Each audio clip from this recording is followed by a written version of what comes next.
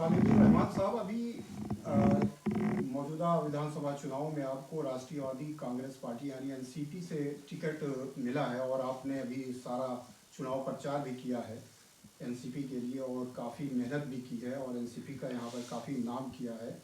क्या महसूस करते हैं, कैसा लगा आपको टिकट ये मिल करके एनसीपी का? भाई एनसीपी नई पार्टी तो है नहीं। इससे पहले भी उन्होंने यहाँ चुनाव लड़े हैं, लेकिन अब काफ़ी टाइम के बाद उन्होंने दिल्ली में कदम रखा है। महाराष्ट्र में 52 सीटों में से 41 सीटें एनसीपी ने जीती हैं, जीत हासिल की है। और इसी वजह से वहाँ उन्होंने जो समर्थन दिया है और डिप्टी सीएम बने हैं हमारे अजीत पवार जी। तो ये है कि एनसीपी अब दिल्ली में अपनी जड़ें मजबूत करना चाहती है। उन्होंने दिल्ली में हालांकि 70 सीटों पर चुनाव लड़ने का इरादा था, लेकिन उन्होंने कुछ बहुत सोच समझ करके बहुत ख़ास लोगों को चुनावी मैदान में उतारा है। और 30 लोगों को उन्होंने टिकट दिया था, लेकिन जिसमें 7 लोगों के नामांकन जो हैं वो रद्द हो गए, 8 लोगों के और किसी वजह से। और 22 लोग जो हैं वो चुनाव लड़ रहे हैं और दमखम से लड़ रहे हैं। और उन्होंने कसम खाई है, सब 22 के 22 लोगों ने कसम खाई है कि हम जो हैं एनसीपी का झंडा दिल्ली में गाड़ के रहेंगे। और हमने भी कसम खाई है कि हम एनसीपी का झंडा गाड़ेंगे और यहीं से एनसीपी की शुरुआत होगी। चौक विधानसभा क्षेत्र एक ऐतिहासिक विधानसभा क्षेत्र है। यहाँ पर जामा मस्जिद है, लाल किला है और गुरुद्वारा शीशगंज है, सुनहरी मस्जिद जैसे है और चांदनी चौक का बाजार है बहुत मशहूर। तो ऐसे विधानसभा क्षेत्र में जब आप उतरे मैदान में, तो आपकी लड़ाई यहाँ पर किससे है? किस पार्टी से आपका मुकाबला है और किस पार्टी से आप आगे पीछे चल रहे हैं? देखिए, जब चुनाव लड़ा जाता है तो हर पार्टी कहती है मेरी पोजीशन बहुत मजबूत है। ये तो चुनाव का रिज़ल्ट बताएगा। असल में क्या है कि यहाँ जो काम होना था वो काम हुआ नहीं। पिछले 10 सालों से तो बिल्कुल काम नहीं हो पाया यहाँ पर। जनता जो है वो बदलाव चाहती है और बदलाव के लिए मैं तो अपने खुद खड़ा नहीं हुआ, मैं तो जनता के लिए खड़ा हुआ हूँ। मैं तो सेवक हूँ, खिदमतगार हूँ और खिदमत के लिए आया हूँ। जनता बताएगी कि किसका पलड़ा भारी है। हर आदमी ये कहता है कि मेरा पलड़ा भारी है। इधर कांग्रेस कह रही है हमारा पलड़ा भारी है, इधर आम पार्टी कह रही है हमारा पलड़ा भारी है। बीजेपी अभी यहाँ से कोई खाता खोल नहीं पाई है। हालांकि बीजेपी का जो है एमपी की सीट तो वो निकाल लेते हैं, लेकिन एमएलए की सीट अभी तक खाता नहीं खोला बीजेपी ने। वो भी कहते हैं कि हमारा पलड़ा भारी है, हम जीत के दिखाएंगे। और इसी तरह हम भी कह रहे हैं कि भाई हमारा पलड़ा भारी है, हम जीत के दिखाएंगे। हर आदमी उम्मीद पर होता है, आगे अल्लाह की मर्ज़ी कि कौन जीतता है कौन हारता है। हम तो दमखम से लड़ रहे हैं भाई, और हम तो जीत के दिखाएंगे और जनता हमारे साथ है बस। आपको सबसे ज़्यादा किस बेल्ट में ज़्यादा आपको लोग तरजीह दे रहे हैं या आपको ज़्यादा मान सम्मान दे रहे हैं या ये कह रहे हैं कि हम आपके साथ हैं? ये मुस्लिम बहुल इलाकों में या दूसरे चांदनी महल, चांदनी चौक या उसके दूसरे इलाकों में? भाई हम तो, ये सेकुलर पार्टी है। इस पार्टी में कभी आपने हिंदू मुसलमान सुना है? कभी सुना हो तो बताओ। एनसीपी में कभी ऐसा नहीं हुआ कि ये हिंदू है इसको टिकट दो।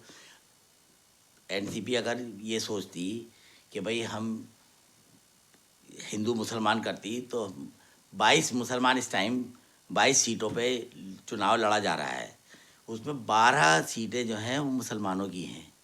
अगर ये होता कि भाई हिंदू मुसलमान होता, हम तो सबको साथ लेके चलने वाले लोग हैं। इससे पहले हम ओवैसी साहब की पार्टी में आए थे तो ओवैसी साहब की पार्टी में लोग मुसलमान ही कहने लगे कि भाई तो बीजेपी की बी टीम है, सी टीम है।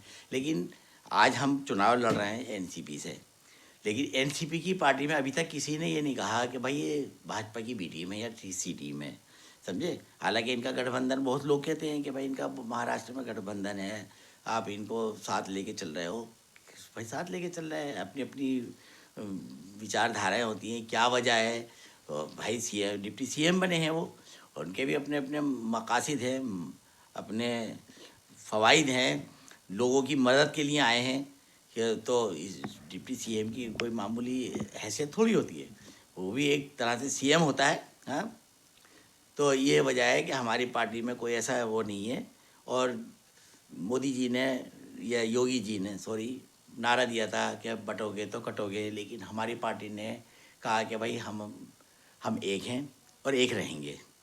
ये सबसे बड़ी बात है कि ना तो हमारे यहाँ रंग भेद का कोई वो है, ना जात पात का भेदभाव है, ना ऊंच नीच का है, ना काले गोरे का है। हम सब एक हैं, हिंदुस्तानी हैं और हिंदुस्तानी ही रहेंगे। यही वजह है कि हम जो जहाँ जहाँ जा रहे हैं हमें समर्थन मिल रहा है। आज भी हम सिविल लाइन गए थे, सिविल लाइन का हमने रुख किया और वहाँ जा कर के हमने लोगों से वोट मांगे। सबने कहा भाई हम तो वोट देंगे और नई पार्टी है। और हालांकि मशहूर पार्टी है, लेकिन क्या है कि इस टाइम हम दोबारा से जड़ें बना रहे हैं यहाँ पर, और हम जड़ें बना करके रहेंगे।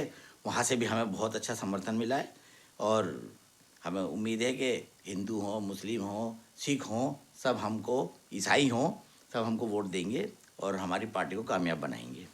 दूसरा बड़ा एक बातें आ रही हैं निकल करके सामने कि एनसीपी पहली बार, मतलब ये इनके नेतृत्व वाली एनसीपी पहली बार दिल्ली में आई है और महाराष्ट्र में सरकार में शामिल है, काफ़ी मालदार पार्टी है।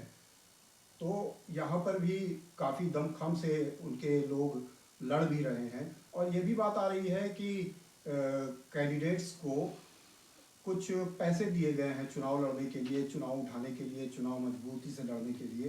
तो क्या ये बात सही है?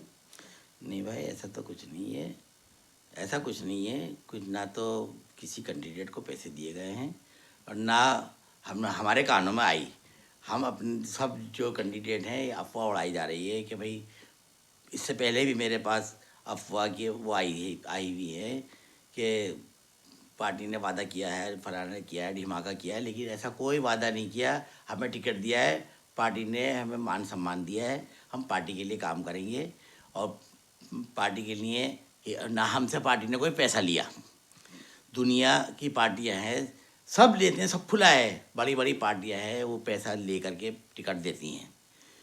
हालांकि वो इनडायरेक्ट होता है, लेकिन हमारी पार्टी ने कोई किसी से पैसा नहीं लिया। लेकिन ये सब अफवाहें हैं। बाजार में एक चर्चा है 30 से 35 लाख रुपया कैंडिडेट्स को दिया गया भाई वही तो मैं कह रहा और हूँ। वादा किया गया था कि 60-65 लाख रुपया तक दिया जाएगा। ऐसा कोई वादा नहीं किया गया, ना कोई वादा है। ये सब अफवाहें हैं। ये पार्टी को नीचा दिखाने के लिए बातें हैं। ये अपोजिशन का काम है कि किसी तरह से ऐसी अफवाह उड़ाई जाए, जो लड़ रहे हैं कैंडिडेट उनको, उनका दम हम तोड़ा जाए और उनके अंदर बेचैनी पैदा की जाए कि भाई फला को मिल गया हमें नहीं मिला, फला को मिल गया हमें नहीं मिला। हो सकता है ये अपोजिशन की खेल, अपोजिशन का खेल हो। भाई सियासत है, सियासत में तो सब तरह का खेल चलता है, लेकिन हमारी पार्टी ने अभी तक किसी भी यानी किसी पार्टी की बुराई नहीं की। हम अपने दम पर लड़ रहे हैं और हम ना किसी को कहना चाहते कि भाई कौन सी पार्टी ने क्या किया, कौन सी पार्टी क्या कर रही है, किसी में किसने घोटाला किया। हमें किसी से मतलब नहीं, हमें अपनी पार्टी से मतलब है। हम अपनी पार्टी को जानदार बनाएंगे, अपनी पार्टी में जान फूकने के लिए आए हैं और जान फूक के देंगे, दिखाएंगे। ये जान हमारे जो वोटर्स हैं, हमारी जनता जो है ना, वो जान डालेगी हमारी पार्टी में। और एक दिन आप देखना, इसका एनसीपी का झंडा दिल्ली में बुलंद होगा, यहीं इसी इलेक्शन के अंदर। धन्यवाद खालिद साहब।